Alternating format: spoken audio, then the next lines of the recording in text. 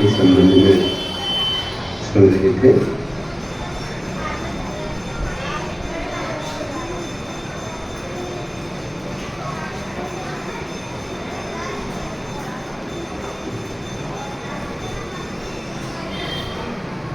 ओम योग का बहुत महत्व है, क्योंकि ओम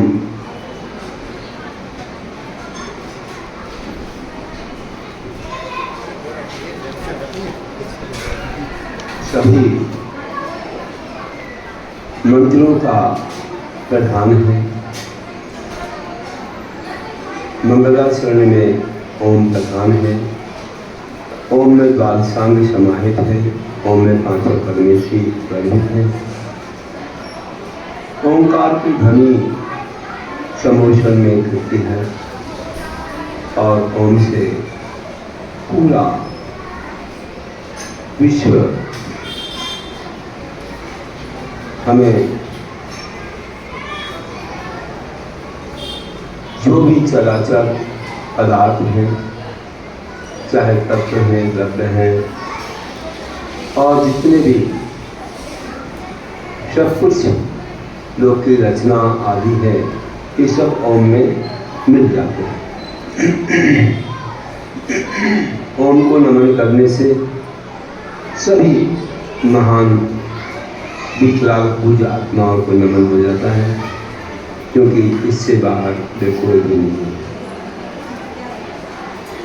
और बताया था पांचों परमेशी कैसे गर्भित है, और ओंकार योग भी हमने ओंकार की ध्वनि से किया था। जो परमेशी ओंकार में गर्भित हैं, वे पांचों परमेशी हम नमोकार मंत्र में आर्या छंद में पढ़ते हैं। हम देख रहे हैं 13 नंबर पेज पर मंत्रोच्चारण योग। मंत्रोच्चारण योग कैसा होता है कि हमारे घर में सबसे बड़ा मंत्र, सभी मंत्रों का राजा, अतिशयकारी नमोकार मंत्र है, जिसे आर्या छंद में पढ़ा जाता है। जिसे हम आचार्य कुंद देव की गाथाएं पढ़ते हैं, द्रव्य संग्रह की गाथाएं पढ़ते हैं, उसी लय में, उसी छंद में इसे पढ़ा जाता है। तो ये मंत्र जो कि 5 पदों में है, 33 अक्षरों में है, इसे हम पढ़ते हैं। नमो अरिहंताणं, नमो सिद्धाणं, नमो आर्याणं, नमो अध्यायाणं, नमो लोके सर्वसाहुं, नमो अरिहंताणं, नमो सिद्धाणं, नमो आर्याणं, नमो अध्यायाणं, नमो लोके सर्वसाहुं। और एक बार नमो अरिहंताणं, नमो सिद्धाणं, नमो आर्याणं, नमो अध्यायाणं, नमो लोके सर्वसाहुं। ऐसा आर्या छंद होता है। बड़ी ही एकाग्रता से इसे पढ़ें और इसका ध्यान करें कि नमो अरिहंताणं में किस तरह पांचों परमेशी गर्भित हैं। आप देखते हैं कि नमो अरिहंताणं बोला तो पेज नंबर 52 पर देखो कैसे अनंत भगवान सहस्र कमल पर विराजमान है। समोषण में तो अष्टमंगल शुक्लातिहारी, बहुत ही महान शोभा, अष्टभूमियाँ, 12 सभाएँ, 3 कटनियाँ, और पहली कटनी 12 सीढ़ी वाली, दूसरी कटनी 8 सीढ़ी वाली, और तीसरी कटनी पर कोई सीढ़ियाँ नहीं होती। ऐसे उस पर विराजमान रहते हैं। सिंहासन, कमल है, महामंडल है, चमन है, सब कुछ वहाँ नजर आते हैं। ऐसे विकलांग प्रभु का सब ओर से दर्शन होता है, चारों ओर से हजारों सूर्यों से ज़्यादा प्रतापी, हजारों सूर्यों से ज़्यादा शीतल उनका दर्शन होता है। 64 चमक बढ़ते रहते हैं, वामंडल में अपने भाव देखते रहते हैं। पीछे के 3 भाव, वर्तमान का 1 और आगे के और हों तो 1, 2 आदि, ऐसे 7 भाव तक दिख जाते हैं।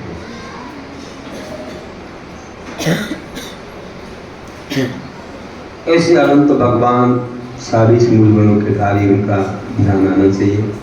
नमो सिद्धारणम में सिद्धलोक में विराजमान सिद्धि सदा पर अशरीरी परमात्मा शुगुणों से सहित प्रसन्न गुणों से सहित विराजमान है। नमो आयरणम में किस प्रकार आचार्य परमेश्वर के सामने साधु संगमन कर रहे हैं, उनको भी दीक्षा प्राप्त देते हैं। ऐसे 36 मूल गुणों के धारी हैं और उपाध्याय परमेश्वर में 25 मूल गुणों के धारी। कैसे वे महान उपाध्याय अपने मुनिगणों को, संघर्ष मुनिगणों को पढ़ाते हैं, ज्ञान देते हैं। और नमो लोए शब्द साहुलम बोला तो कैसे साधु परमेश्वरी किस प्रकार विकराल मुद्रा में विराजमान है और वे ध्यान में सुकुमार स्वामी आदि जैसे, दशकुमार स्वामी जैसे, पंच पांडव जैसे विराजमान है। इस वजह से हम जानते हैं। और इस महान महामंत्र को जपने से, उच्चारण करने से कर्मों की असंख्या गुणी निर्जला होती है। इससे विशेष पुण्यार्जन होता है, अपने स्वभावों से विशेष पुण्य साथी से पुण्य का अर्जन होता है। इसको करने से बड़े ही उत्तम सुख की अनुभूति होती है।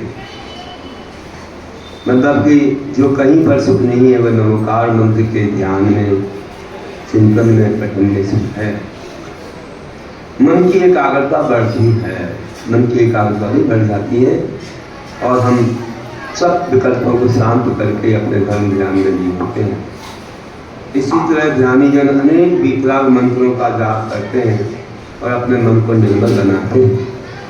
और भी मंत्र हैं, आप लोग कई मंत्र पढ़ते हो, तो ये मंत्र विकलांग होना चाहिए। द्वारण सिद्धाचार्य उपाध्याय सब साधु नमः या अनंत सिद्ध या अनंत या सिद्ध या ओम आदि अनेक मंत्र। और ऐसे ही ओम ह्रीम अरम श्री पाषणा जिनेन्द्राय नमो नमः, कोई भी तीर्थंकर का नाम लगा दो इसके साथ, या ओम ह्रीम जगत शांति कराय श्री शांति नाथ आदि आदि कोई भी ले सकते हैं। ओम ह्रीम जगत शांति कराय श्री शांति नाथाय सर्वोपद्रव शांति कुलकुल स्वाहा, या ओम ह्रीम श्रीं क्लीं ऐं बड़े बाबा अरम नमः। ऐसे कई मंत्र हो सकते हैं, असी आवश्यक भी मंत्र है। और भी कोई गुरु कह दे तो वो मंत्र हो जाता है, जैसे निसंगो विदानम पूजा पवित्र भगवान मनो में आदि। किसी श्लोक का, किसी स्थिति का एक छोटा सा भाग भी मंत्र बन जाता है। तो ऐसे मंत्रों का उच्चारण करने से हमें बहुत सारे लाभ हैं। निर्जला है, पुण्य है, सुख की अनुभूति है, एकाग्रता है, तृप्ति है, और हम लोग आत्मलोक ध्यान से दूर होकर धर्म ध्यान में लीन होते हैं। तो मन को एकाग्र करने का ये पदस्थ ध्यान है, बहुत महान है। वैसे तो संसार विषय में मुनि लोग करते हैं, तो इस श्रावक लोग साधना के रूप में कर सकते हैं। अंजन चोर को भी नमोकार मंत्र की श्रद्धा से आकाशगामी विद्या की सिद्धि हो गई। कितनी बड़ी विशेषता है मंत्र की, श्रद्धा मात्र। बस आड़म ताड़म कछु न जानम सेठ वचन प्रमाणम, कुछ नहीं जानता था, भूल गया था, लेकिन सेठ के वचन प्रमाण है वे जैन धर्म मानते हैं, सम्यक दृष्टि है, न्यायपरी है, उन पर श्रद्धा हो गई, ये सब हो गया। तो ऐसा हमने ये मंत्रोच्चारण योग समझा। कविता में आप लोग पढ़िए नीचे। ब्रह्मोकार के उच्चारण से मंत्रोच्चारण योग कहा, कर्म जिना पुण्या जन्मानुभूति होती सुखदाम। अब हम चलते हैं क्षमा योग। क्षमा भी योग है। जब आप लोग हृदय से किसी को क्षमा करते हो, क्षमा मांगते हो और अपने हाथों को जोड़ते हो और सिर झुकाते हो, तो ये भी एक योग है, ये भी एक मनोचनकाय की क्रिया है। और इसमें जब संपूर्ण क्रिया करने के प्रारंभ और अंत में हम सब जीवों से क्षमा भाव धारण करेंगे। खम्मामी सभ्य जीवाणम सभ्य जीवा खमंत में, मैं सब जीवों को क्षमा करता हूँ, सब जीव मुझे क्षमा करें, इतना इत्यादि हम बोलते हैं। क्षमा मांगना तो बहुत सरल होता है कि आप क्षमा कर देना, कोई बैर मत धारण करना, और हम तुमसे बदला ले लेंगे बाद में, ये बड़ा कठिन है। पहले क्षमा कर देना चाहिए कि मैं तुमसे कोई बदला नहीं लूँगा, तुम्हें लेना तो कल अलग बात है, लेकिन आप भी क्षमा करें, मैं तो पहले ही कर दे रहा हूँ, ये सबसे बड़ी बात होती है। तो क्षमा मांगना तो सरल, लेकिन क्षमा करना कठिन है।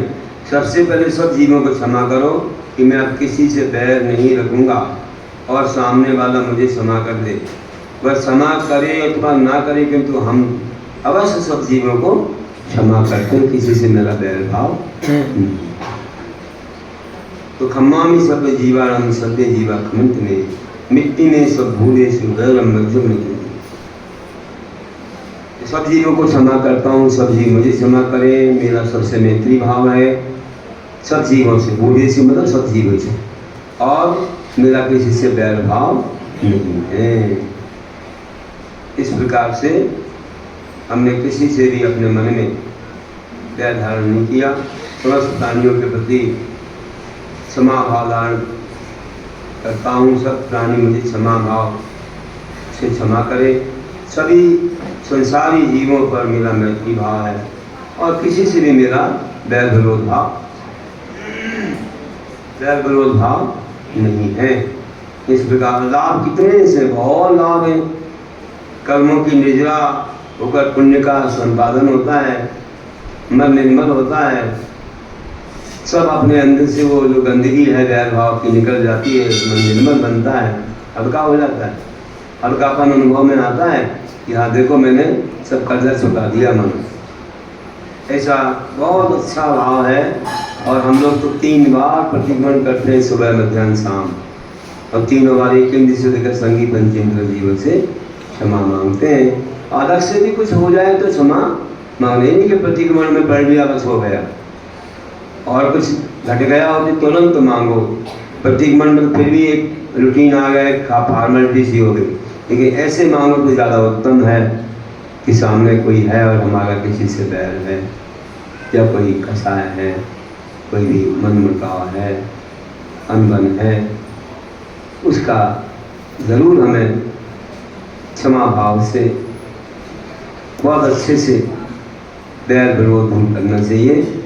तो समझो कि हल्कापन होगा, और आगे 6 महीने के ऊपर गया तो अनंतानुबंधी आकर के वह बैर तुमको मिथ्या में डुबो देगा और जन्म जन्म तक तेरे कर्मों का बंद हो जाएगा। इसलिए ध्यान रखना है। सबसे बड़ी साधना तो यही है, इसको जरूर करना चाहिए। तो इस प्रकार से हमने इसके लाभ भी जान लिए, बहुत सारे लाभ हैं। पढ़िए कविता में। क्षमा मांगना क्षमामि करना, क्षमा योग का गुण जानो, हल्कापन मन निर्मल करता, सच्चा योगी वह मानो, सच्चा योगी वह मानो। तो ऐसे किए बिना ध्यान नहीं रख पाएगा। क्षमा करेंगे, मांगेंगे तब हमारा ध्यान लगेगा। जब भी कोई भी व्यक्ति कहीं जाते हैं, आते हैं, क्षमा मांगते हैं, दीक्षा लेते हैं तब भी क्षमा, संदेखना लेते हैं तब भी क्षमा, दशलक्षण में भी क्षमा परम और क्षमा वाणी में, 16 कांड के अंत में भी क्षमा, प्रतीकमण में भी क्षमा, आलोचना में भी क्षमा, सामायिक में भी क्षमा, हर जगह क्षमा है। क्षमा महान धर्म है, उत्तम क्षमा सबसे प्रधान है, इसके बिना धर्म का प्रारंभ नहीं है। अब पंच धारणा योग आता है। पंच धारणाएं कैसे करना है हमको पहले एक बार समझ लेते हैं, फिर बाद में ध्यान के समय करेंगे कि मुनिजन प्रतिदिन संस्थान विषय धर्म ध्यान में पंच धारणाओं का ध्यान करते हैं। जानते हैं कि संस्थान विषय, आज्ञा विषय, अपाय विषय, विपाक विषय और संस्थान विषय, ये मुनियों को ही होता है। आज्ञा अपाय विपाक तो ये श्रावकों को भी हो सकते हैं। चौथे गुण स्नान से प्रारंभ हो जाते हैं। चौथे गुण स्नान के पहले धर्म ध्यान नहीं होता है, तो सम्यदर्शी बनना पड़ता है। तो देखिए कि उनमें आज्ञा अपाय विपाक विषय तो हो जाते हैं श्रावकों को भी, लेकिन संस्थान विषय धर्म ध्यान मुनियों को ही होता है। अपनी विशुद्धि उनकी बढ़ती है। फिर भी श्रावक लोग इसे पढ़ते हैं, भावना करते हैं, तो कहते हैं कि अन्य भव्य गण केवल भावनात्मक चिंतन कर पंच धारणाओं का अभ्यास कर सकते हैं। तो सम्यक ध्यान शतक जो बनाई थी उसमें ये दिया था पद कि पंच करे की धारणा करता ध्यानी हो, पृथ्वी अग्नि वायु जल और तत्व संयोग। भावनाओं में इनका चिंतन करने से यह योग बहुत ही कर्मों की निद्रा कराने वाला है। पंच धारणाओं में पृथ्वी धारणा, अग्नि धारणा, वायु धारणा, जल धारणा और तत्व धारणा होती है। पृथ्वी धारणा कैसे होती है? पृथ्वी धारणा ऐसी होती है क्योंकि धारणाओं को बनाए बिना हमारा ध्यान एकाग्र नहीं हो पाया। आप जान सकते हो कि जब धारणा हम बनाते हैं तो हमारा मन सब ओर से हट करके जिसकी धारणा बनाई जा रही है उसमें आ जाता है। ये ध्यान है। अगर आत्मा को महान बनाना है, शुद्ध बनाना है, तो वह अपने आत्मा में लग जाएगा मन, और आत्मा में लगने के बाद बाहर नहीं जाएगा। लेकिन आत्मा के गुणों का चिंतन करना पड़ेगा, आत्मा के स्वरूप को जानना पड़ेगा। और जब हम आत्मा की शक्तियों को जानेंगे तो मन लगेगा। ऐसे आत्मा आत्मा कहने से कुछ नहीं होगा। आत्मा का परिचय ही नहीं है तो कैसे जाना। जैसे कि हमारे आचार्य कुंद देव ने कहा है कि आत्मा कैसी है, वे बताते हैं। अभी हम आपको बताएंगे, हम आगे बढ़ते हैं। पहले तो पृथ्वी धारणा करना पड़ती है। पृथ्वी धारणा क्या है कि मैं कहाँ पर स्थित हूँ। तो एक क्या है, बहुत बड़ा मध्यलोक में क्षीरोदरी समुद्र है। क्षीरोदरी समुद्र है और उसमें 1,00,000 योजन का एक कमल है, जैसे जम्बूद्वीप हो गया। उसकी कणिका पर, मतलब जो चूलिका है उस पर एक धवल आसन पर हम निर्गंत मुनि बन के बैठे हुए हैं। हो गया?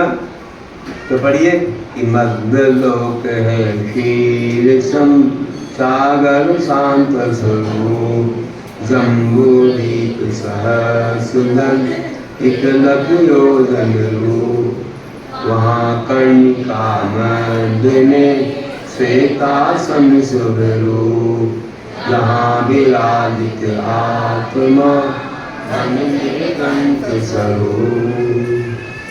देख रहे हैं? जो 17 नंबर पेज पर चित्र दिया है, क्षीरोदरी समुद्र में एक कमल है, उसकी कणिका पर हम डबल आसन पर बैठे हुए हैं, मुनि बन करके बैठे हैं। फिर क्या करना है? फिर इसके बाद में चिंतन करना है कि मेरी नाभि से कमल उत्पन्न हुआ, जो 16 पाखुड़ी का है। एक एक पाखुड़ी पर तो आ इ ऊ रू रू अमहा स्थित है, और कर्णिका पर भ्रम स्थित है ना। निज नाभि में ऊर्ध्वमुख स्वर्णिम गल शुभमान, 16 पाखुड़ी सर्व से मध्य से गंगान। और एक अपने हृदय में एक कमल, अधोमुखी कमल है, उसकी 8 पाखुड़ियाँ हैं, उसकी 8 पाखुड़ी हैं। एक एक पाखुड़ी पर एक एक कर्म, जैसे ज्ञानावर्णी, दक्षिणावर्णी, वेदनी, मोहिनी, आयु, नाम, गोत्र और अंतर, ये 8 कर्म एक एक कर्णिका पर स्थित है। और उसके एक एक मतलब पाखुड़ी पर है, उसकी जो कर्णिका है बीच में, उस पर ह्रम है, और दोनों ह्रम नीचे वाला ऊपर वाला आपस में मिल रहे। तो अधोमुखी ही मध्य में कमल विराज किशोर, अश्व पाखुड़ी कर्म की रहे ध्यान रमोर। और ऐसे दोनों जो हरम है आपस में मिल रहे हैं। हरम में जो गा होता है वो अग्नि उत्पत्ति का वाचक होता है। अब पेज नंबर आप देखिए 18 नंबर पर अग्नि धारणा जो अपने पढ़ी कि कैसे नाभि से कमल उत्पन्न हुआ, 16 स्वर है, कर्णिका पर हरम है, और अधोमुख कमल, उस पर 8 कर्म है, और कर्णिका पर हरम है। इस तरह से बताया। क्रम को ऊपर नीचे बता दिया, लेकिन वैसे आजू बाजू ही होता है और उससे मिलती रहती है। राका उससे जब आपस में मिलना होता है तो अग्नि उत्पन्न हो जाती है। तो हमारे अंदर भी ध्यान अग्नि उत्पन्न हो जाती है। हम जब ध्यान करते हैं तो हमें ध्यान कैसा करना चाहिए कि आत्मा कैसी है, आत्मा कैसी है, मृगा ध्यान करते हैं। समय साहब ने कहा कि अरसन रूपम गंधम अव्यक्ताच्छेदन गुणमसद्दम, अरसन रूपम गंधम अव्यक्तं छेदन गुणमसद्दम, जाननलिंगग्रहणं जीवं विद्युत्संधानम्। क्या कहते हैं? ये आत्मा अरस है, इसमें कोई रस नहीं है, अरूप है, रूप नहीं है, अगंध है, कोई गंध नहीं आती। और कैसी है? अलिंग ग्रहण मतलब किसी भी चिन्ह से नहीं जानी जाती है कि इसका ऐसा चिन्ह है। आत्मा का कोई चिन्ह नहीं होता।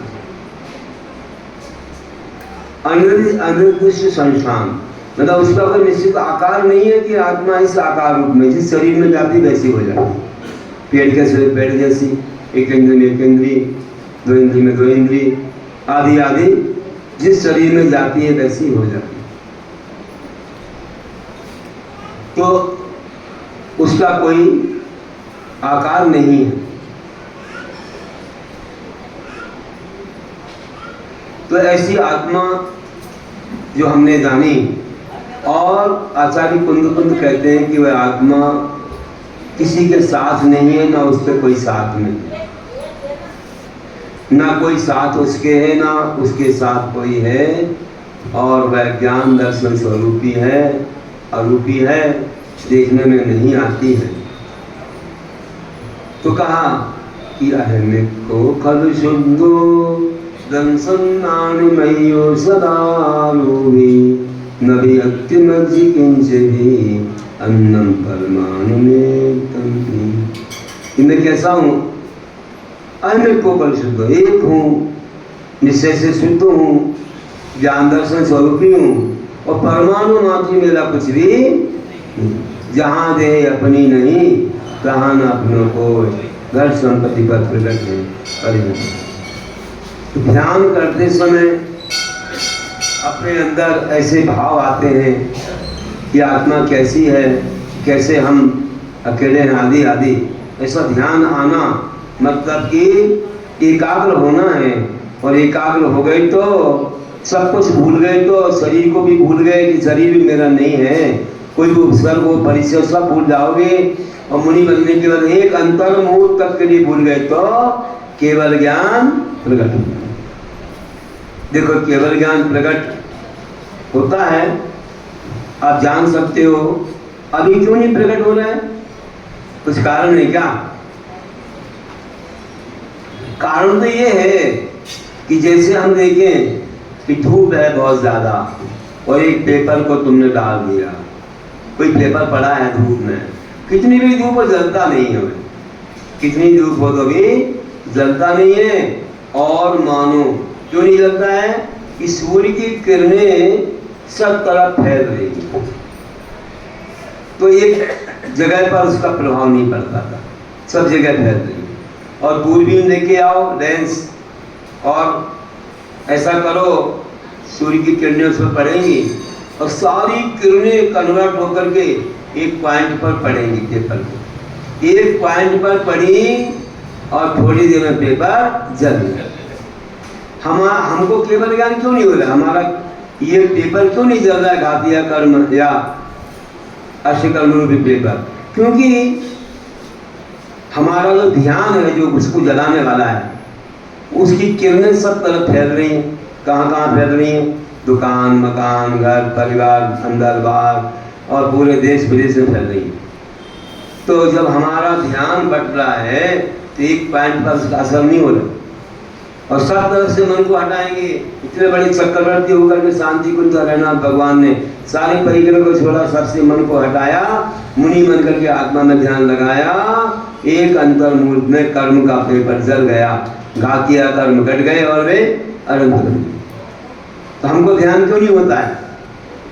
कारण कि हमारा मन एकाग्र नहीं है, हमारा मन पूरे विश्व में फैल रहा है, भटक रहा है, इसलिए आत्मा में नहीं लग पा रहा है, संबंध बना रखा है।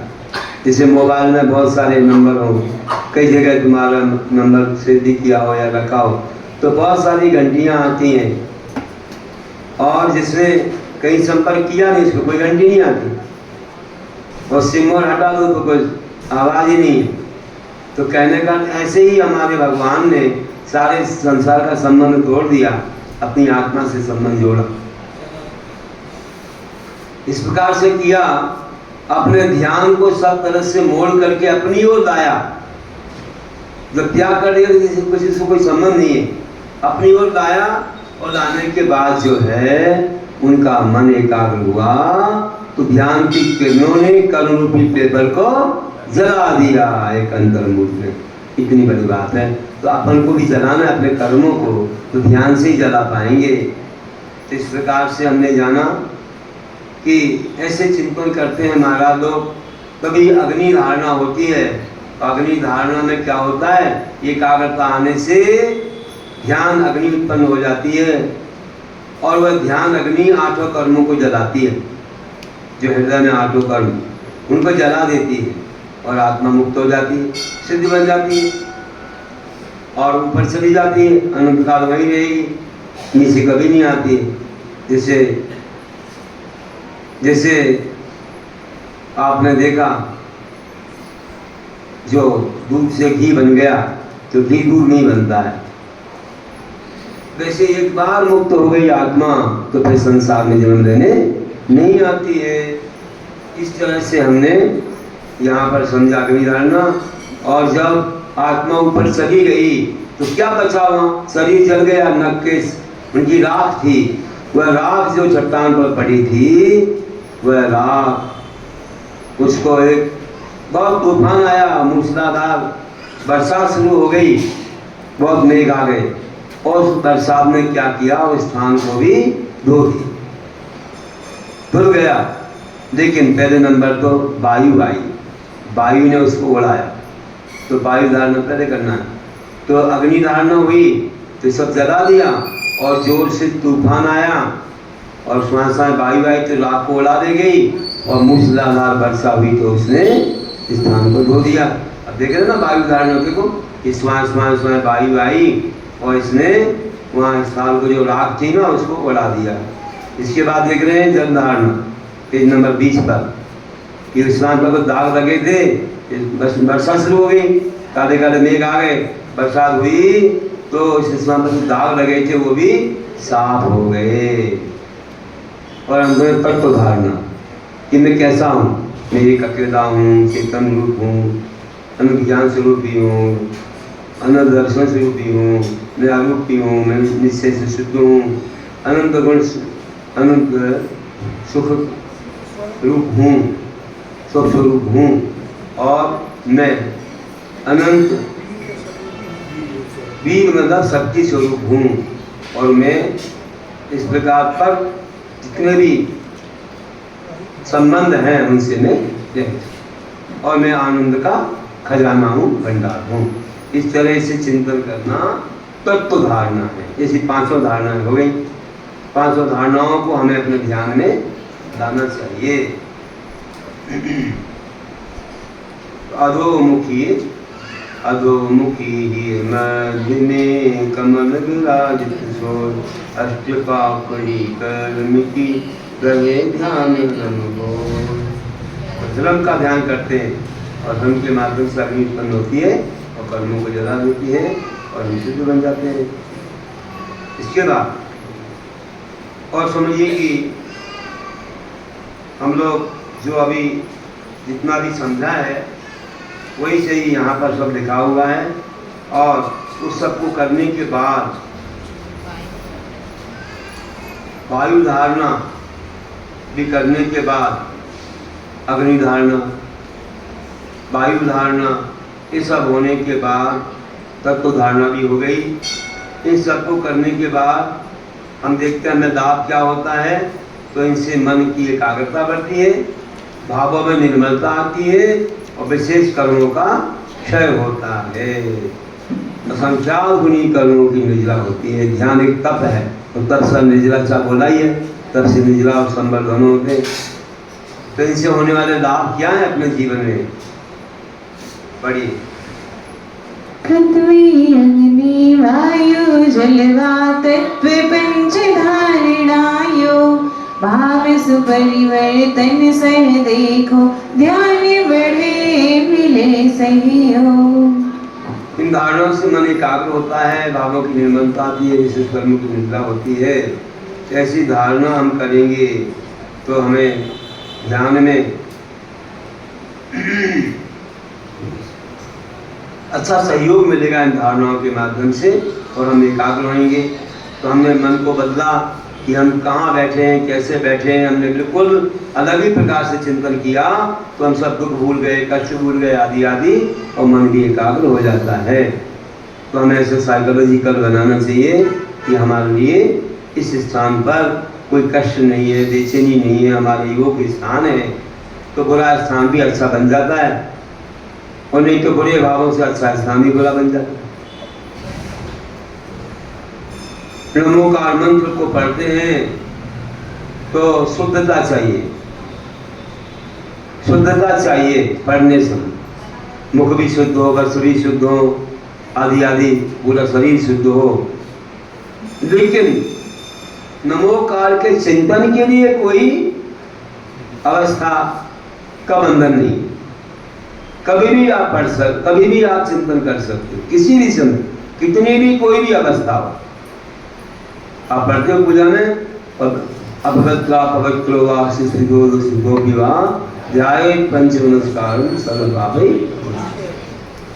क्या कहा वहां पर, अपवित्र हो चाहे पवित्र हो, अच्छे स्थान में हो या बुरे स्थान में, नमोकार का चिंतन करने से सब पापों से मुक्ति होती है। तुम कहो कि हमें कहीं बाहर गए हैं, अशुद्ध स्थान पर है या कुछ भी है, कोई बात नहीं, मुख से मत बोलो। महिलाओं की अशुद्ध अवस्था कोई भी आ गई, मुख से मत बोलो, अंदर अंदर चिंतन कर सकते हैं। ये नहीं करोगे तो क्या पाप करोगे, तो प्रभु का स्मरण करो। कहीं से आवाज़ आती है प्रवचन की या कोई भजन की या कोई आलोचना पाठ वगैरह की, तो हम उसको भी सुन सकते हैं। मुख से बोलना नहीं, ना जिनवानी के सामने हम जा रहे हैं, ना गुरु के सामने, ना भगवान के सामने, बल्कि अपन जहाँ हैं वहीं से सुन रहे हैं आवाज़, तो सुनने से धर्म ध्यान होता है, इसमें कोई बाधा नहीं।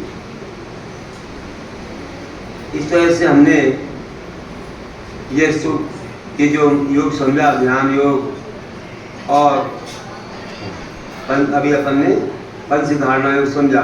और ध्यान योग जो होता है कि ध्यान योग में सब मंत्र रूप, ध्यान योग में मंत्र रूप योग एक योग होता है। जैसे ध्यान योग में मंत्र रूप योग होता है, जिससे तत्व, द्रव्य और नमोकार आदि मंत्रों का, ओम ह्रीम आदि बीजाक्षर रूप मंत्रों का और मौन पूर्वक गुण स्वरूप वासक ध्यान किया जाता है।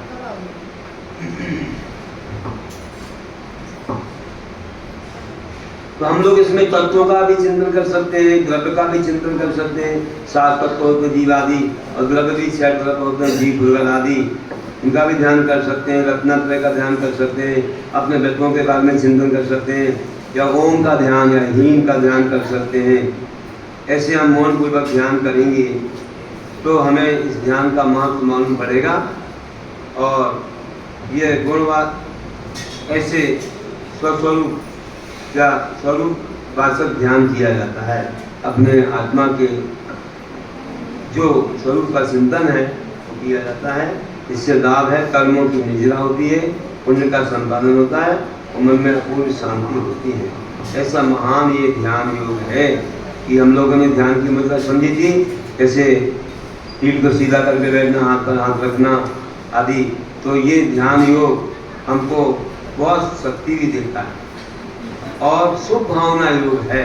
ओम ह्रीं श्री हरिं आदि ध्यान योग मैं नित्य ध्याओ, मन की शांति कर मैंने जरा पुण्य खजाना शुभ पाओ, पुण्य खजाना शुभ पाओ। जब धारणाएं करते हैं तो ध्यान लग जाता है, और ध्यान के समय सब परिसर सामने आते हैं। जैसे आप लोग जब लुटियों का ध्यान करते हो तो फिर भूख प्यास सब भूल जाते हैं, नहीं भूल जाते?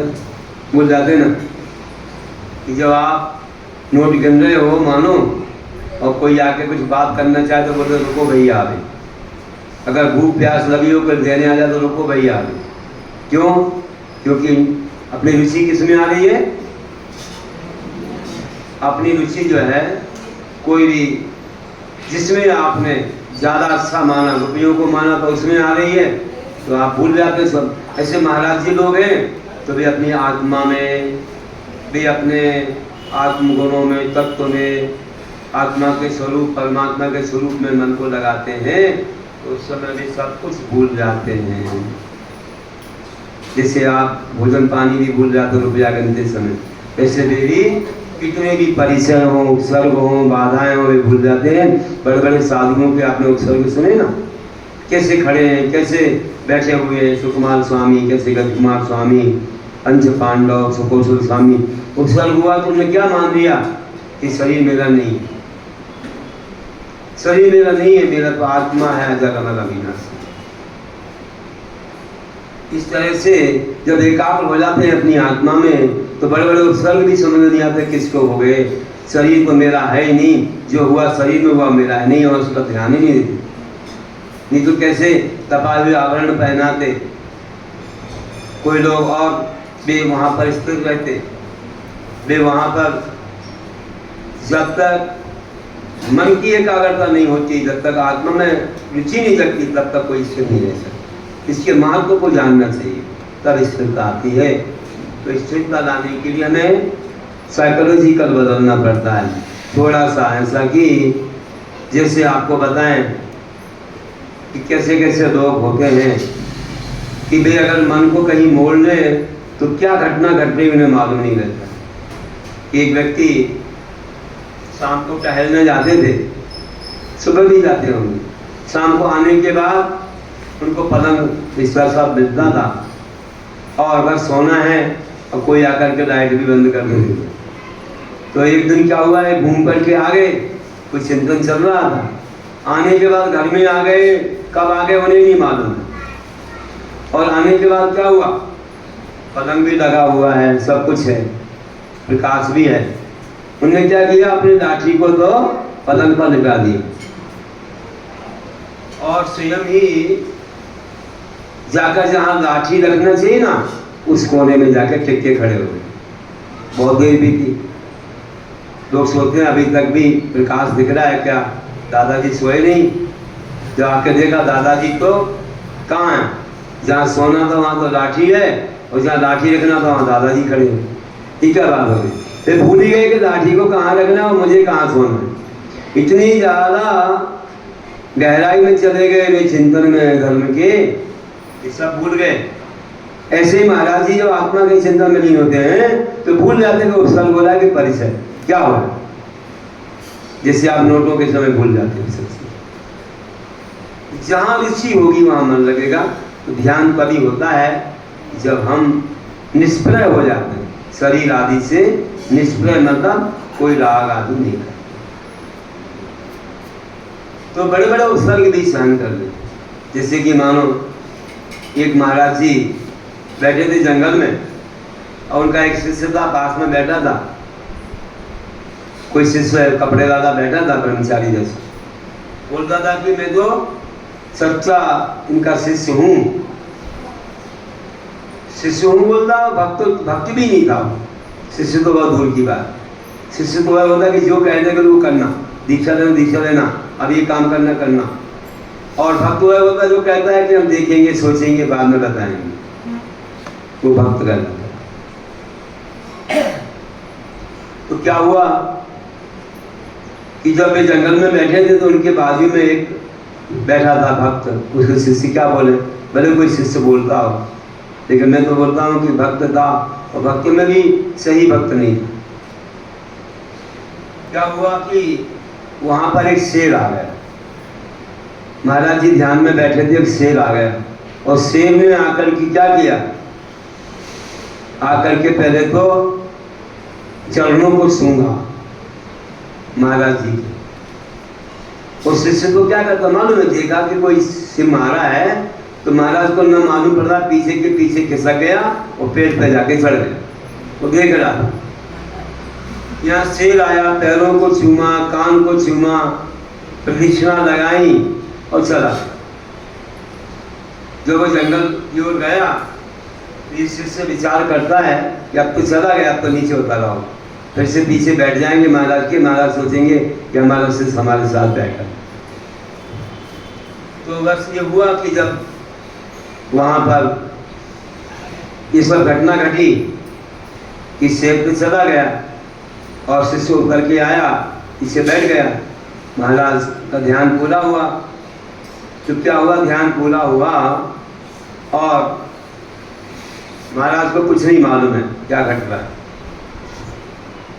कौन आया था, वे तो ध्यान में नहीं थे। और उस समय विचार करो कैसे लवनीय थे कि उन्हें कोई उपसर्ग भी अनुभव में नहीं आया। और इसके बाद में शेर चला गया, शिष्य पास में आ गया, महाराज जी की समय पूरी हुई और कुछ मक्खियां आ गई शरीर पर। तो महाराज जी ऐसे पीछे से भगाने लगे। शिष्य क्या बोलता है कि महाराज आपको मक्खी से डर लग रहा है, थोड़ी देर पहले शेर आया था उससे आप नहीं डरे और मक्खी से डर रहे हैं, कैसे ऐसा कर रहे हो। तो महाराज ने बोला कि देखो बात ऐसी है, जब मन लग जाता है ना तो सब भूल जाता है। अभी मेरा मन बाहर है, अभी बाहर देख रहा हूँ, तो मुझे ये लगता है कि ये सब चीज़ें हैं, 7 प्रकार के भय होते हैं आदि आदि। तो कहता है कि ठीक है महाराज, आपने कहा कि हमको जब ध्यान करते हैं तो कुछ भी आभास नहीं होता है, तो ठीक है, अभी आपके लिए ये आभास हो रहा है क्योंकि मक्खी आकर के बैठ गई, आप भगा रहे हो। तो हमको ऐसा लग रहा है कि वो अवस्था बहुत श्रेष्ठ है कि जब शेर भी आया तो आपने नहीं भगाया, आप उसमें कौन सा ध्यान कर रहे। तो उन्होंने क्या बोला, मुनिराज ने उसे समझाने के लिए बोला कि ये भी समझ सकता है तू कि मेरे पास शेर आया, चरणों में नमन किया, कानों में कुछ बातों को कहा और प्रदक्षिणा देके चला गया।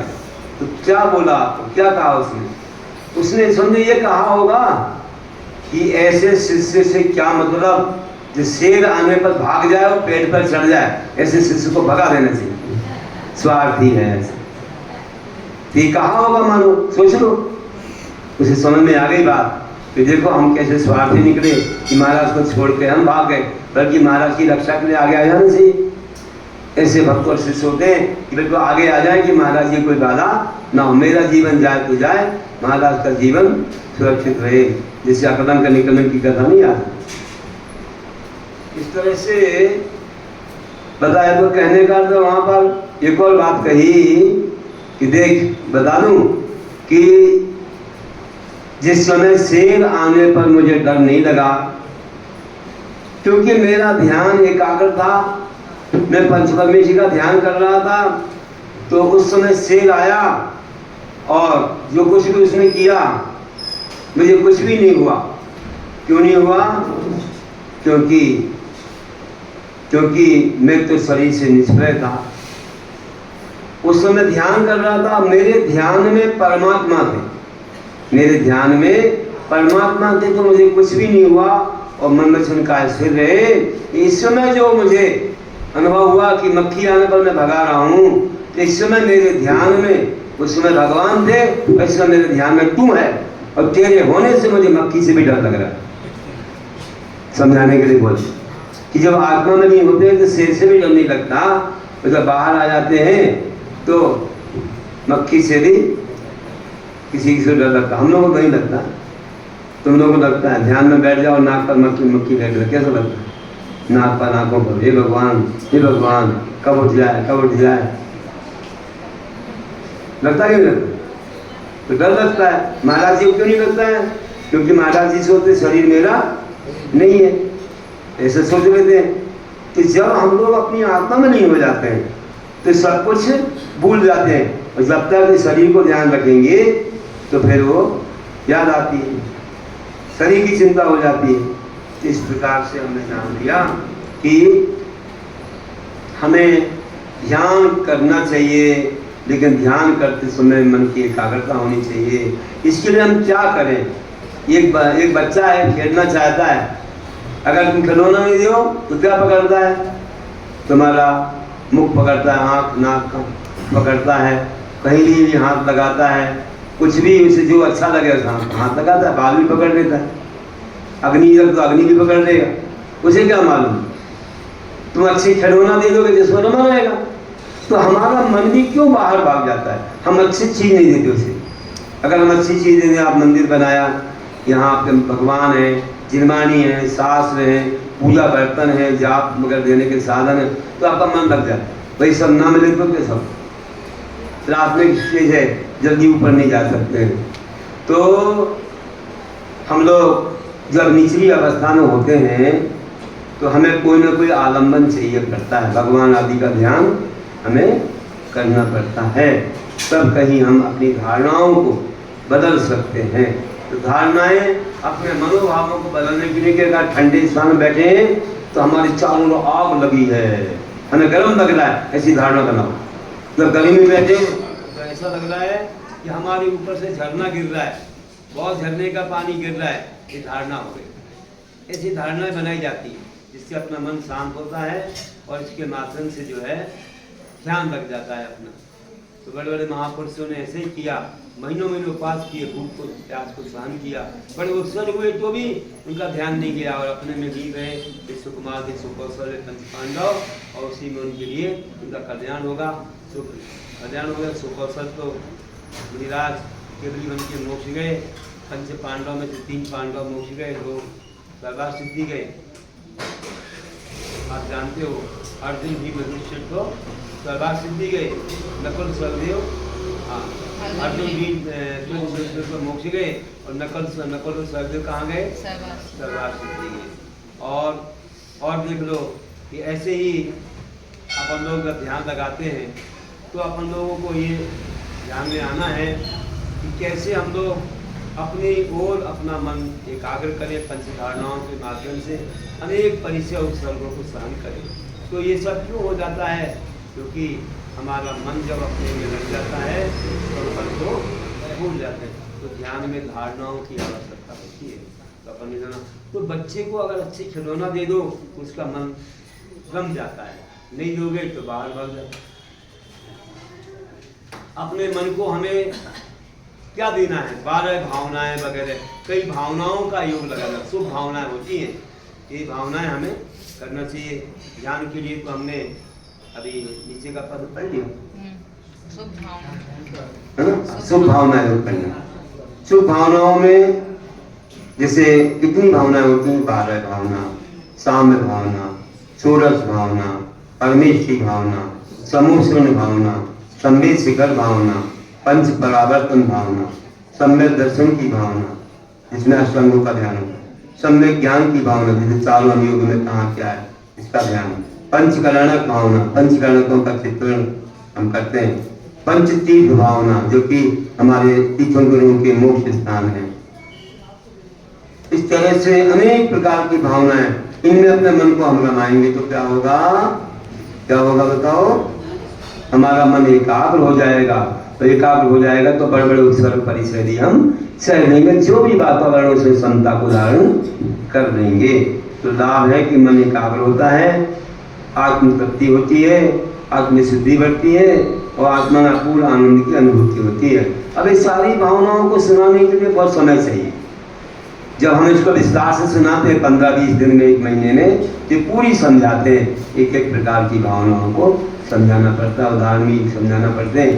तो अभी संक्षेप में हमने जान लिया है और नीचे पढ़िए शुभ भावना के बारे में। सामायिक में निजता चिंतन रहा शुभ भावना योग, आत्म विशुद्धि में वृद्धि व आत्म तृप्ति में सहयोग, आत्म तृप्ति में सहयोग। इस प्रकार से हमने ध्यान की बहुत सारी चीजें समझी। और ध्यान होने के बाद जिन हाथों से तुमने जाप दिया है, जिन हाथों से छिद्रों को नमन किया है, उन हाथों को अपने माथे पर रखने से, आंखों पर रखने से बड़ी शांति मिलती है और निश्चिंतता आती है, सब विकल्प दूर होते हैं। तो जब सभी ध्यान हो जाते हैं तो बड़े ही आनंद के साथ अपने दोनों हाथों को ललाट पर लगाते हैं, तब निश्चिंतता आती है, सभी प्रकार की चिंताओं से मुक्त होने निश्चिंत योग होता है। शरीर में क्या लाभ होता है? देखो, शरीर में ताजगी आती है, सुख की अनुभूति होती है और जीवन चिंताओं से मुक्त होता है। पढ़िए करिए। अपने माथे व आँखों पर कई को रखना निश्चिंत हो, सुख की अनुभूति हुई होती सदाचार हो जमूर, सदा ताजगी हो जमूर। इस प्रकार से हुआ निश्चिंत योग। अब आनंद योग क्या होता है? आनंद योग में जब आत्मा में आनंद आता है, कोई भी चीज हमें पसंद आती है तो अपने आप अपने अपनी करतल ध्वनि होने लग जाती है, बजने लग जाते हैं। तो ये आनंद योग होता है। जैसे बाजा बजने पर लोग नाचने लग जाते हैं, वैसे ये से अच्छे काम होने पर लोग बहुत अच्छे से आनंद मनाते हैं तालियां बजा करके। इससे अलौकिक आनंद की प्राप्ति होती है, पुण्य की वृद्धि होती है और जो है ब्लड स्तर में भी वृद्धि हो जाती है। योग अंत में कई ध्वनि है, आनंद योग का रूप कहा, आनंद की अनुभूति अद्भुत पुण्य वृद्धि का भूप कहा, पुण्य वृद्धि का भूप कहा। और देखिए कि जयकार योग कैसा होता है कि जब हमें आनंद आया, जिन प्रभु की हमने उपासना या ध्यान करके इनकी विनय की है, हमें ओम ध्यान योग करने के समय आनंद की जो अनुभूति होती है, तो बहुत आनंद जो हमें हुआ है वह किसकी वजह से आता है? तो जिन प्रभु विराट प्रभु की छवि से, उनकी वाणी से हमें आनंद आता है, क्योंकि वैसे उनकी ध्यान मुद्रा है, उनसे उनके उपदेश से सुन करके जो मुनि बने हैं उनके जीवन को भी देखने से हमें बहुत अच्छे भाव आते हैं। तो जहाँ मुनि प्रभु या गुरु की सामूहिक रूप से एक बार बहुत जोर से जयकार लगाते हैं, इससे जयकार लोग कहना।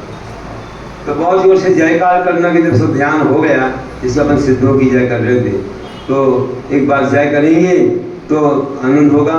और यहाँ से बाहर की ओर भी ध्वनि जाएगी और जयकार का अर्थ होगा कि जयवंत रहे हमारे ये पंच परमेश्वरी विकराल देव, हमारे आयतन जयवंत रहे, ऐसी भावना होती है।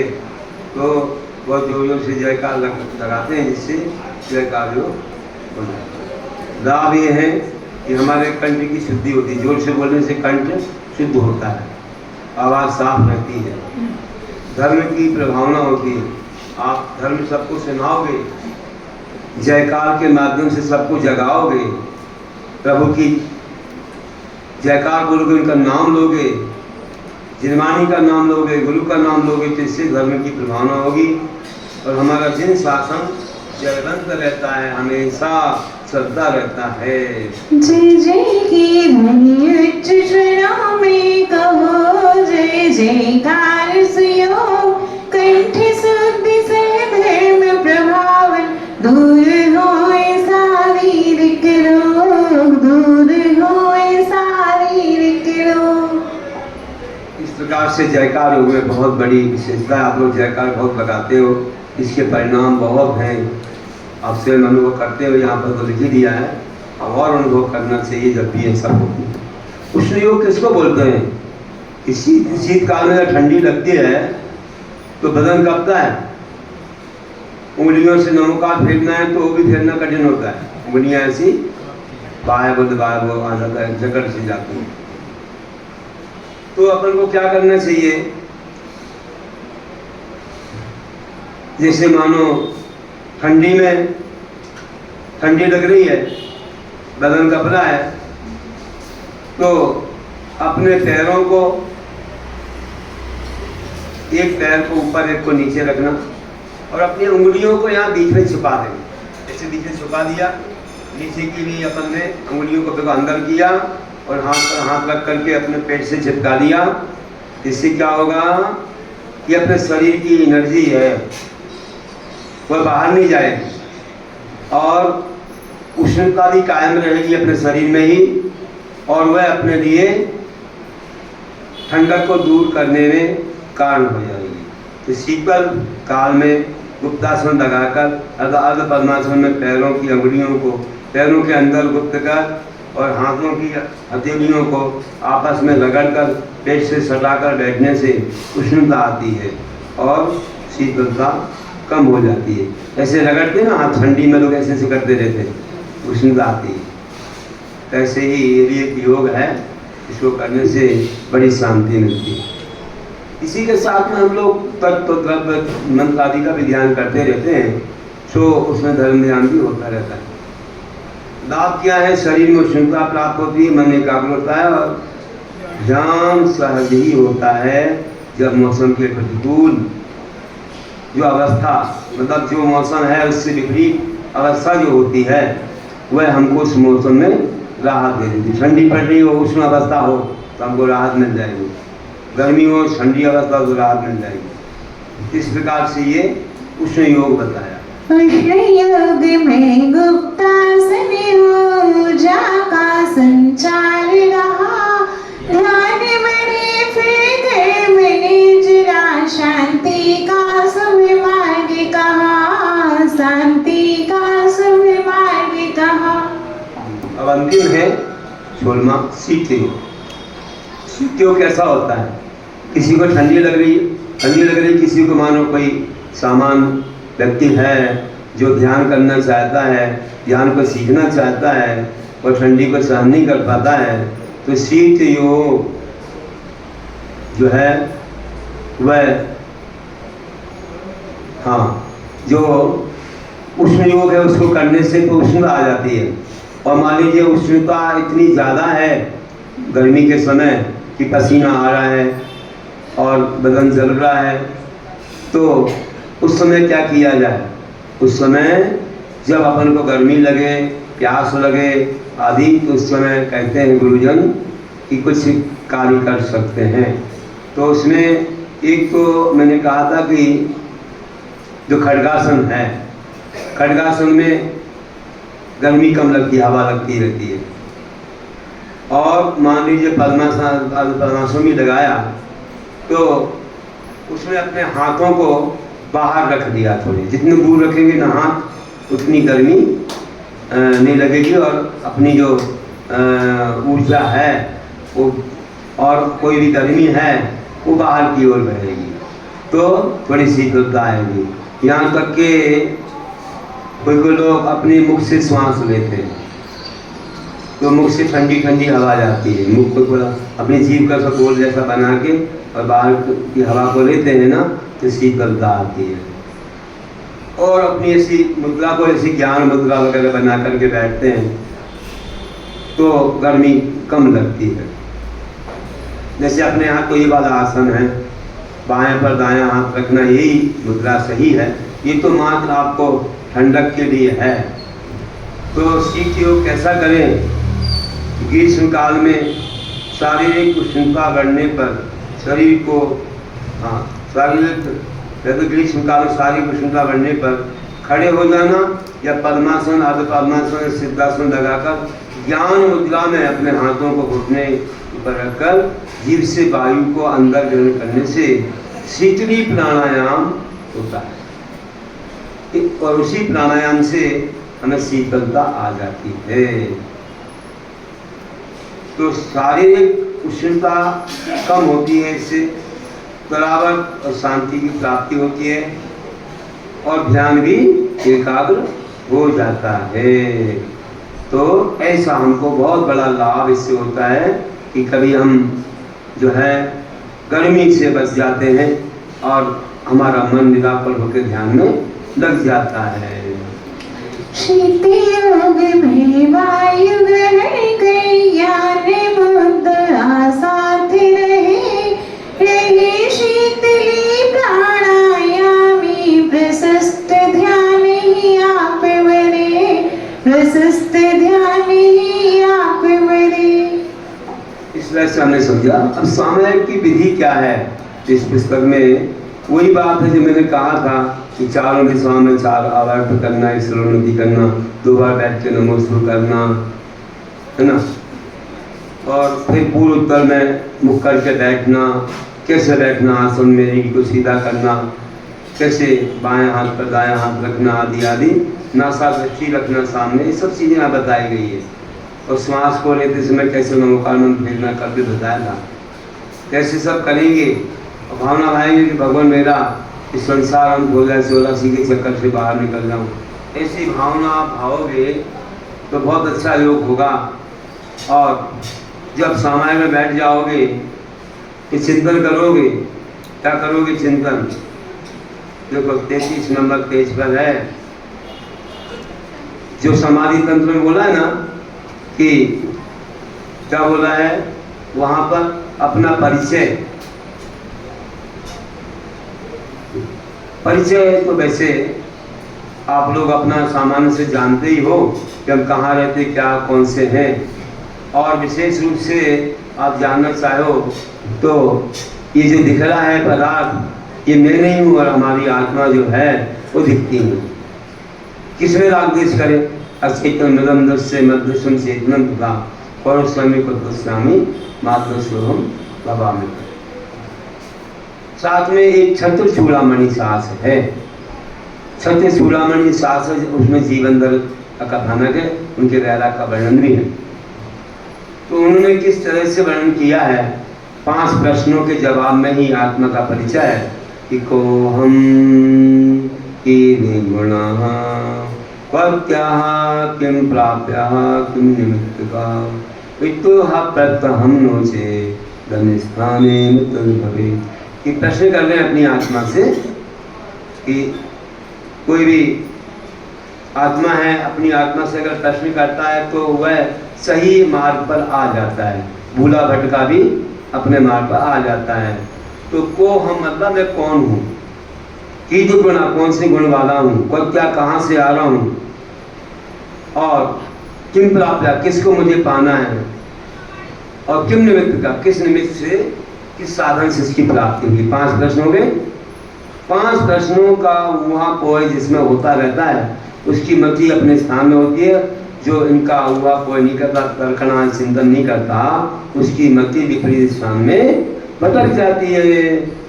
तो उन्होंने इस प्रकार से 5 प्रश्न, जो कि 5 प्रश्नों के जवाब क्या है, को हम, मैं कौन हूँ, बताओ मैं कौन हूँ, आत्मा हो तो मैं कौन हूँ। कोई लोग बोलते हैं कि मैं सेठ हूँ, ऑफिसर हूँ, या और भी कोई हूँ, विशेष व्यक्ति हूँ, पुरुष हूँ, स्त्री हूँ, बालक हूँ। ये सब चीजें तो शरीर में होती हैं। मैं जो एक आत्मा हूँ, मैं एक आत्मा हूँ। की तो गुण, कौन से गुण वाला हूँ, काला हूँ, गोरा हूँ, सुंदर सुंदर नहीं, मैं तो ज्ञान दर्शन गुण वाला हूँ। मैं कहाँ से आ रहा हूँ, इस कॉलोनी इस कॉलोनी नहीं, तुमकी 84 लाख सी योनियों भटकते आ रहा चारों गति से। और एक प्रकार से बहुत असंख्यात प्रदेशी आत्मा जो कि असंख्यात में भाग आदि में रहती है। और किम प्राप्या, किसकी प्राप्ति के लिए आया। कोई बोला हमको तो सेठ बनना है, कोई बोला ऑफिसर बनना है, कोई बोला नेता बनना है, देश के प्रधान बनना है। ऐसी आशाएं रखते हैं, लेकिन नहीं, मेरा लक्ष्य तो है मोक्ष। मुश्किल आया हूँ। सुबह से उठते हो ओम नमः सिद्धि का बोलते कि नहीं बोलते, बिस्तर से उठते आप लोग बोलते कि नहीं, सब लोग बोलते हैं। साधु लोग भी जो ही वे अपने पाटे से खड़े होते हैं या बैठते हैं उस पर, सुबह तुरंत बोलते हैं ओम नमः सिद्धिभ्या, कि सिद्ध बनना हमारा लक्ष्य है, फिर नमो का आनंद बोलते हैं। ये नियम से होना चाहिए। उसमें ओम भी आ जाता है, सिद्ध जो कि आखिरी है, क्योंकि उसके बाद कोई पद नहीं है। अनंतों से भी बड़ा है, लेकिन अनंत दिखते हैं इसलिए हम लोग उनकी वाणी सुनते, इसलिए हम लोग उनको आगे रखते हैं। अभी वैसे तो सिद्ध बड़े अनंतों के 4 घातियाँ कर्म हुई, उनके 4 घातियाँ घाती दोनों ने सो गए सिद्धों के, तो उनका ध्यान करते हो। तो मेरा लक्ष्य क्या है, मोक्ष। और वो कैसे मिलेगा, मोक्ष का मार्ग क्या है, सम्यक दर्शन ज्ञान चार प्राणी मोक्ष मार्ग। चलो 500 प्रश्नों के जवाब हो गए कि नहीं। मैं कौन हूँ, आत्मा हूँ। की तो गुणा, मैं ज्ञान दर्शन गुण वाला हूँ। कहाँ से आया हूँ, चारों गति से भ्रमण करते आ रहा हूँ। किम प्राप्या, मोक्ष मुझे पाना है, मेरा लक्ष्य मोक्ष है। और किम निमित्त का, किस निमित्त से मिलेगा, तो रत्नत्रय के धारण करने से मोक्ष की प्राप्ति होगी। मुनि बनना पड़ेगा आदि आदि, अभी नहीं तो कभी किसी भी जन्म में। तो ये हमारा भाव होना चाहिए। इस प्रकार से हम लोग इन प्रश्नों का जवाब जानते हैं। यहाँ पर 33 नंबर पेज पर पढ़िए। मेरा परिचय कैसा है ये चिंतन करते हैं सुधिजन। मैं हूँ कौन वकील गुण वाला, किस गति से आया मविजन। इसको पाना कैसे पाना, लक्ष्य हमारा क्या सज्जन। अगर बोलते के भवन में जगजन। मैं हूँ आत्म चेतन वाला, दर्शन ज्ञान गुणी भविजन। वो सागे में भटकाया, घोर महादुख रहा सजन। मोक्ष लाभ हो लक्ष्य हमारा, रत्नत्रय से मिले परम। अतः सरागी मोह जाल त्यज, व्रत संयम तप करे धर्म। व्रत संयम तप करे धर्म। इस प्रकार से हमें चिंतन करना चाहिए कि मैं कौन हूँ, कौन से गुण वाला आदमी। तो हम सही जगह पर, सही स्थान पर आ जाएंगे और सही रूप से हम ध्यान कर पाएंगे। इसके बाद देखिए 34 नंबर पेज पर जो हमने धारणाएं बनाई थी ना, तो मध्यलोक कैसा है, कितना कमल है, कितनी ऊंची चूलिका है, चूली पर कौन सा पीठ है, आसन, और मैं कैसे क्या बन के वहाँ बैठा हुआ हूँ। हो गया। अब जब आप और भी सामायिक में चिंतन करना चाहते हो तो ये वाला चिंतन किया करो। कौन सा चिंतन दिया है ना 34 पेज पर, कि मैं एक चैतन्य आत्मा हूँ। तो बोलो क्या चिंतन करने वाला सामायिक में, तो बता दें मैं एक चैतन्य आत्मा हूँ, मैं ज्ञान दर्शन स्वरूपी हूँ। ऐसे सोचेंगे ना तो संसार में नहीं भटक पाएंगे हम लोग, अपने सही गंतव्य स्थान को पाएंगे। कर्मों ने मुझे संसार रूपी कारागृह में फंसा रखा है, जेल में। मेरा पावन लक्ष्य मोक्ष है। मोक्ष की प्राप्ति रत्नत्रय ध्यान से होती है। इस जगत में मेरा धर्म ही एक शरण है। जग में इंद्रिय विषय सभी अशुभ हैं। संसार में कोई भी पदार्थ शाश्वत नहीं है। संसार में सभी पदार्थ, संसार में सब जगह क्या बोला है? हाँ, तो संसार में सब जगह स्वार्थ और दुखी दुख नजर आता है। ये संसार क्या बोलते हैं आप लोग? ये संसार दुखों से भरा है, इसमें सुख तो नजर कभी आता नहीं। कोई तन दुखी, कोई मन दुखी, कोई धन दुखी। जो दिखता है वह जड़ पदार्थ अपना नहीं है। जो आत्मा अपना आत्मा है तो दिखता नहीं है। जैसे आचार्य जी ने मुखमाटी में बोला कि बाहर जो दिख रहा है सो मैं नहीं हूँ, मेरा भी नहीं है। ये आंखें मुझे देख नहीं सकती, मैं सभी का दृष्टा हूँ, मैं स्वयं का सृष्टा हूँ। बाहर ये जो दिख रहा है सो मैं नहीं हूँ, क्योंकि ये पुर्गल है, मेरे साथ जाता नहीं है।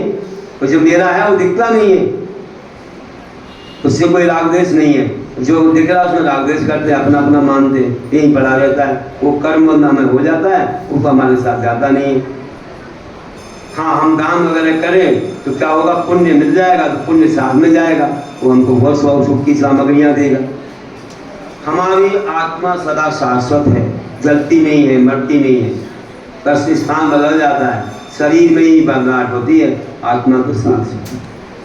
जैसे सोना है, सोना को आप आभरण कोई भी बना दो, सोना तो सोना ही रहेगा। कुंडल बना दो, मुकुट बना दो, हार बना दो, सोना तो सोना ही रहेगा।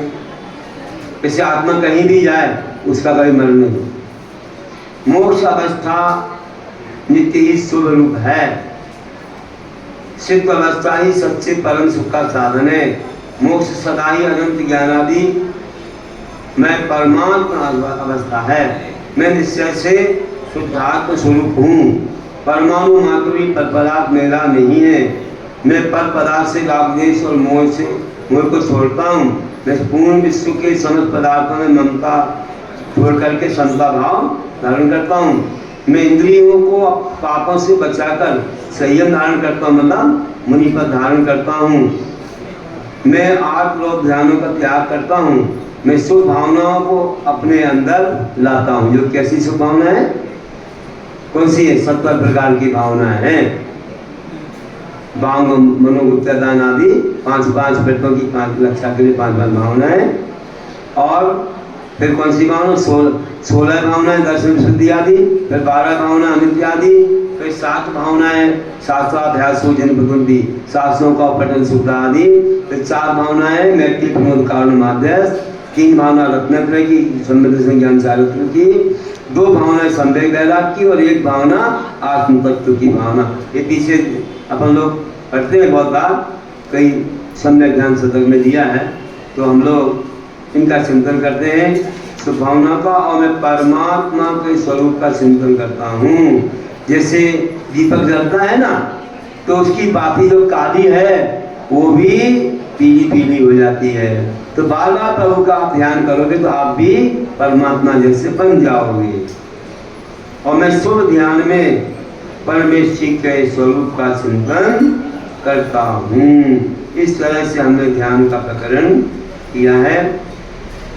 और इस ध्यान में बहुत सारी चीज़ें पढ़ने को मिली होंगी। इसमें पंचपरमेश्वरी का भी स्वरूप लिखा है। इसमें जो है हम लोग साम्य भावना भी देखते हैं 42 नंबर पेज पर। और इसके अलावा ध्यान का प्रयोजन क्या है 44 नंबर पेज पर है। और इसी प्रकार से सारी विधि दी है सामायिक करने की, कहाँ क्या बोलना चाहिए। और बाद में चित्र भी दिए हुए हैं। अपन कौन से देख रहे हैं? 50 नंबर पेज पर देख रहे हैं। ये जो चित्र दिए हुए हैं, इसी ही चित्रों के अनुसार हम लोग कुछ बड़ा ध्यान कर लेते हैं। अब करिए ध्यान, 5 मिनट का ध्यान, 2 मिनट का ध्यान करेंगे हम लोग। आसन में बैठ जाओ, रीढ़ को सीधा कर लो, है ना, और हम आपको क्रम से ध्यान करा देते। आप पुस्तकें यहाँ रख लो तो अच्छे से ध्यान हो जाएगा। हाँ, पुस्तकें ले आओ, इकट्ठी कर लो, और फिर बाद में अगर चाहिए तो हमसे पूछना, तो हम नियम पूर्वक दे देंगे आप, है ना। ले आओ यहाँ, पुस्तकें इकट्ठी करो, और हम जैसे आपको बताएं कोई नियम, तो आप उसको करके पुस्तक ले सकते हैं कि 108 बार अगर सामायिक करोगे, इस पुस्तक से ध्यान करोगे कि रोज रोज एक एक बार करते, कम से कम 108 बार इसको पूरी हम पढ़ेंगे, तो हम आपको दे देंगे कि भाई इसका उपयोग होगा। नहीं तो क्या है, अब संक्षेप में हम आपको ध्यान करवा देते हैं। हम ऐसी पुस्तकें तो कई लोग आते हैं ना, बाहर से देते रहते हैं, जो कोई ऑफिस चलाते हैं, तो विशेष व्यक्ति ध्यान करने वाले कृषि रख रहे हैं, तो हम उनको बताते हैं भैया इसको पढ़ना, देते रहते हैं। हमारी पुस्तकें दुकान पर नहीं मिलती, हम ही देते हैं। जो भी जिसको भी स्वाध्याय को चाहिए है वो आएंगे, तो मेरे पास में जीवन आगम संस्कार है, आगमन योग है, कई चीज़ें थी, हृदय काव्य है, और भी काव्यों की पुस्तकें हैं जो ध्यान आदि के ऊपर, सम्यक ध्यान शतक आदि हैं, तो आपको प्राप्त हो जाएंगी। तो ज़रूर अपने जीवन में पुण्य जगाएं।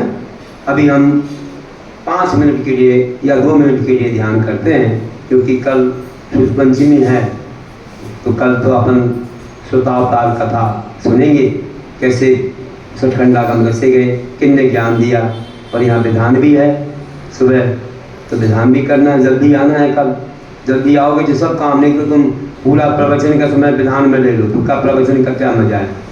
इसलिए सुबह जल्दी से आना, यही सामूहिक पूजा होगी, है ना, यहीं पर पूजा कर लेना तो संख्या मिल जाएगी। जल्दी से यहाँ आने वाले हैं जो पंडित विद्वान भैया जी कोई, तो वो कल आए थे मेरे पास, तो आकर के आपको संगीत में भी सुबह शुरू करा देंगे। अभिषेक पूजा यहीं नीचे विधान है, मंडल आज मरेगा, अच्छा मंडल यहाँ पर ढंग से मरेगा, और कल सारी व्यवस्था रहेगी, तो आप लोगों को बैठना है उसमें।